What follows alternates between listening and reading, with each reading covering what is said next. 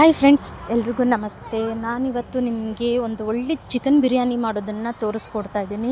ಈಗ ಒಂದು ಒಳ್ಳೆ ಹಾಡನ್ನ ಕೇಳ್ಕೊಬಂದಿದ್ದೀರಾ.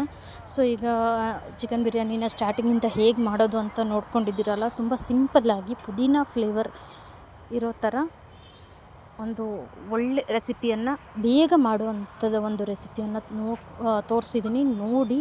ಮತ್ತು ಇದಕ್ಕೆ ಒಂದು ಟಿಪ್ಸ್ ಏನಂತಂದರೆ, ನಾರ್ಮಲ್ ಅಕ್ಕಿ ಹಾಕೋದ್ರಿಂದ, ನೀವು 1 ಗ್ಲಾಸ್ ಅಕ್ಕಿ ಹಾಕೋದ್ರಿಂದ ಡಬಲ್ ಅಂದರೆ 2 ಗ್ಲಾಸ್ ನೀರು ಹಾಕಬೇಕಾಗತ್ತೆ.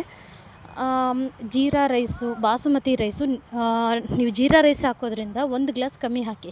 2 ಗ್ಲಾಸ್ ಅಕ್ಕಿ ಹಾಕ್ತಿದ್ದೀರಾ ಅಂತಂದರೆ ನೀವು 1.5 ಗ್ಲಾಸು ನೀವು ನೀರು ಹಾಕಬೇಕಾಗತ್ತೆ. 1/2 ಗ್ಲಾಸ್ ಕಮ್ಮಿ ಹಾಕಿ.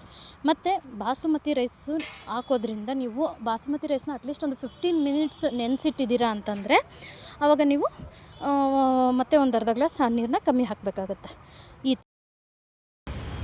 ಸೊ ನನ್ನ ಚಾನಲ್ಲು ನಿಮಗೆ ತುಂಬ ಇಷ್ಟ ಆಯಿತು ಅಂತಂದರೆ ದಯವಿಟ್ಟು ಸಬ್ಸ್ಕ್ರೈಬ್ನ ಮಾಡಿ. ಒಂದು ರಿಕ್ವೆಸ್ಟು, ನನಗೆ ಸಪೋರ್ಟ್ ಮಾಡಿ, ಹಾಗೆ ಲೈಕ್ ಮಾಡಿ, ನಿಮ್ಮ ಫ್ರೆಂಡ್ಸ್ಗೂ ಕೂಡ ಶೇರ್ ಮಾಡಿ ಅಂತ ರಿಕ್ವೆಸ್ಟ್ ಮಾಡ್ತಾಯಿದ್ದೀನಿ. Thank you friends. ಮತ್ತೆ ವಿಡಿಯೋದಲ್ಲಿ ಸಿಗ್ತೀನಿ.